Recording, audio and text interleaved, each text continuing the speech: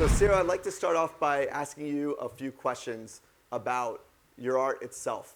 So your style, your vision, the types of materials that you work with. We have a couple examples here from Paris and Philadelphia. Can you tell for the audience here, tell us a little bit about who you are as an artist?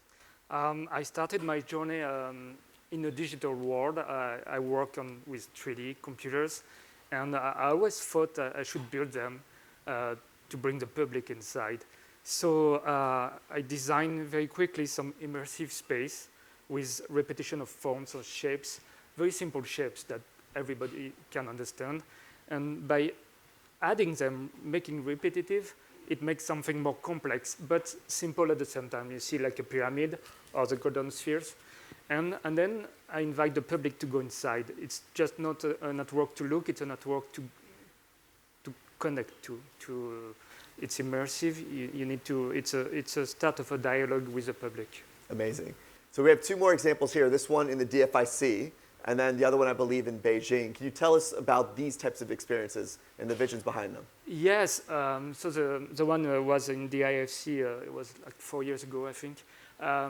It's an example of I was adding those simple forms, cubes, spheres, and cylinders, and I started to think I shouldn't add more complexity. So I took some vocabulary from the pop art. So I took flamingos, and you can see flamingos, but at the same time you can see like it's the first sculptures. You can go inside, people can go under it. So with flamingos, you're making a space, and it's something with the watermelons. I started I did an image with a lot of watermelons flying, and people didn't know if it was real or not. And I got so many inquiries, so I built it in China for a museum, and people can go inside. So it's very fun because I think it's connecting digital world on the real world. Absolutely. So let's talk about your exhibit here. Before we get to the context of AR, what was the vision? Tell us how you and Snap started working together. Well, it was so amazing to think about working here at Dubai Expo because it's such a connection between all the countries, all the best architects, all the best artists, and all the people from the world connecting each other in a big exhibition. So it was a big challenge, but very quickly I thought it was perfect to mix. To bring the people, the public, the digital world, and the physical world. And when I see the smile of people inside the artwork, I'm very happy. Amazing. And we talk a lot about connections. That's the theme of why we're here. How do you apply that theme of connections in the actual geometry of the work itself? Yeah, so I use simple shapes like I always do. And you see it on an artwork. It's obvious. They are all connecting to each other. And it's not only like as an image, but as a technical too, because the air is going inside. It's an inflatable, so the air needs to go and connect every shape. So it looks simple, but it's more complex to do because you need to have some section dimension. So this is what I like about the computers, and you can make a lot of tries, and then.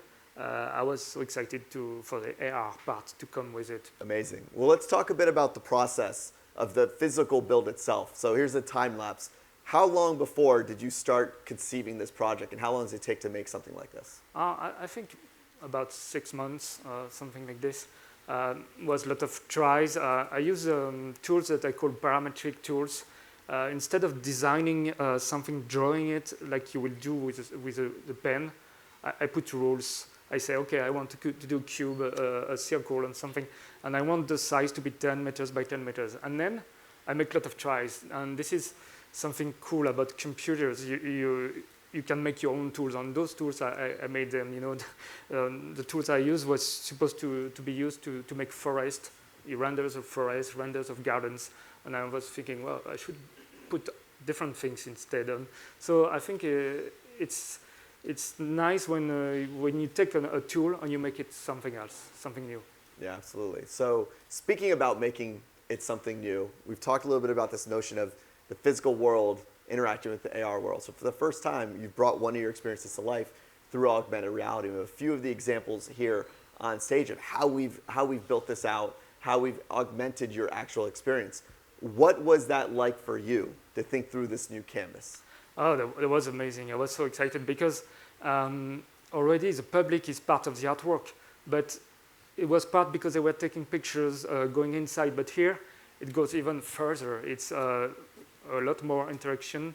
And then I was so happy to work with Hammond. And it brings, the public is not just looking at it, is participating. And then when you look at their videos and their creativity, it brings back to the title, connection with the artwork and the physical work and the public. Do you think that augmented reality moving forward for artists in different contexts will become a medium that gets more adoption in across the globe?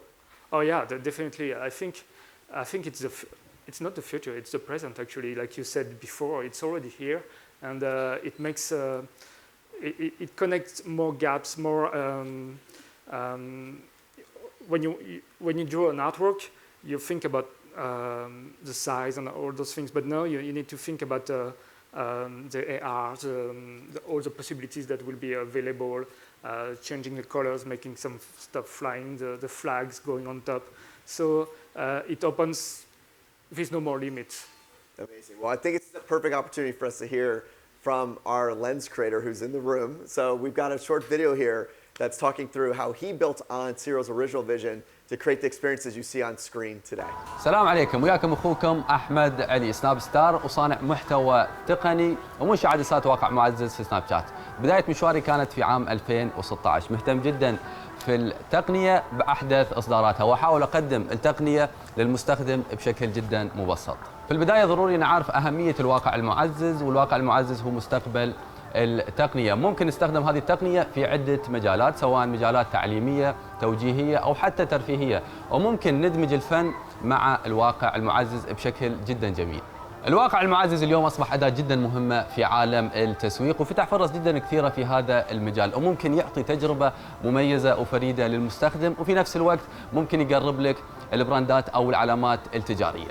واليوم أحب أشكر سناب شات على إتاحتهم لي هذه الفرصة الجميلة للتعاون مع الفنان الفرنسي سيريل لإنشاء عدسات واقع معزز.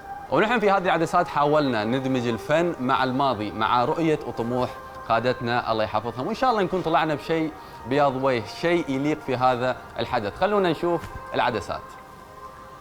مثلا هذه العدسة استوحينا الفكرة من كلمات ومقولات لقادتنا وشيوخنا الله يحفظهم، وحبينا نستعرض الكلمات هذه في السماء كإطار جدا جميل.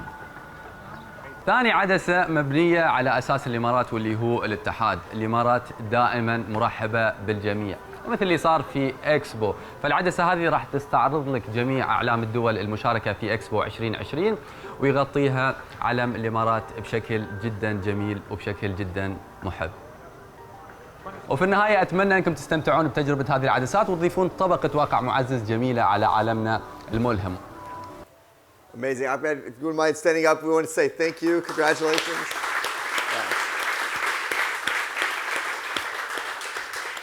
And Cyril, to you as well, congratulations. That's an incredible experience. Thank you.